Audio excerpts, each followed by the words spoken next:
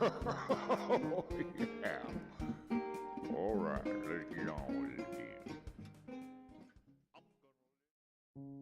So, this past winter, my friend, co-writer, and co-director Stephen Denning risked his life to drive over 13 hours during one of the worst winter storms to upstate New York to write a screenplay with me in a third-story attic on a dysfunctional old farm. In the process, the storm broke his car's steering and he got pushed off the road about 6 times by tractor trailers. This is the determination we have to make movies. After 1 week, we had our first draft. Many months later, we knew we had something special. Stoner Apocalypse is the result of that broken car, cheap pasta, and the desire to make movies that Hollywood can't make. And we have one resource that they don't. We wrote the script on location, on my family's 200-year-old, over 300-acre, inactive farm. As a kid, I would run around shooting cap guns and imagining bad guys hiding in the fallen down barns and tunnels of the farm. And my dad and his brothers did the same thing when they were kids. Succeeding at making this miniseries and, in the future, a feature film means a lot more than just making a movie or making a film.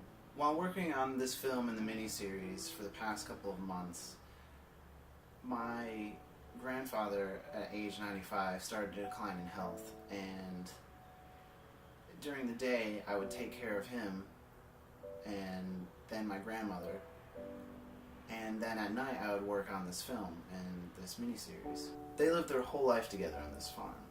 Recently, my grandfather passed away. Part of my grandfather's legacy is to always be open and welcoming to other people as a person, but also with the farm to be open to people as well, as the farm will no longer be used for its original purpose. Stephen and I have the opportunity to give this place a new purpose, to feed the imagination of thousands of people besides ourselves, and to make it a place of creative work, to tell stories, and to still be open to all those people like it always has been. I hope to share the place as I've always known it, as a place of storytelling and imagination.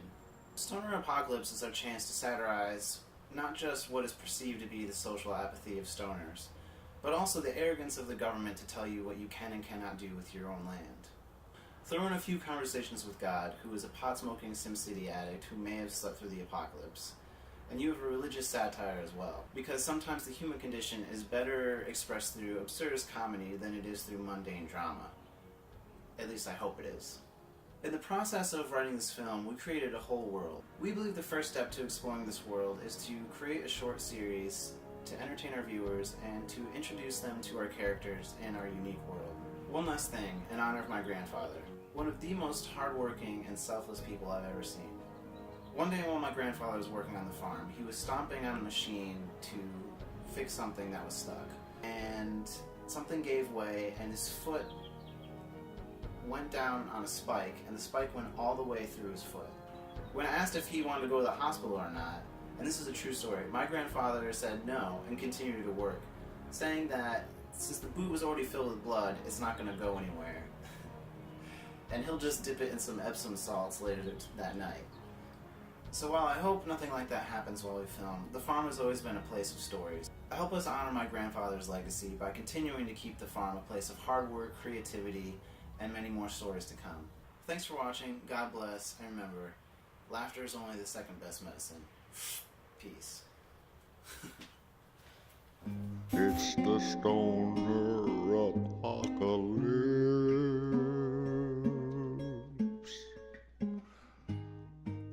Didn't see that coming.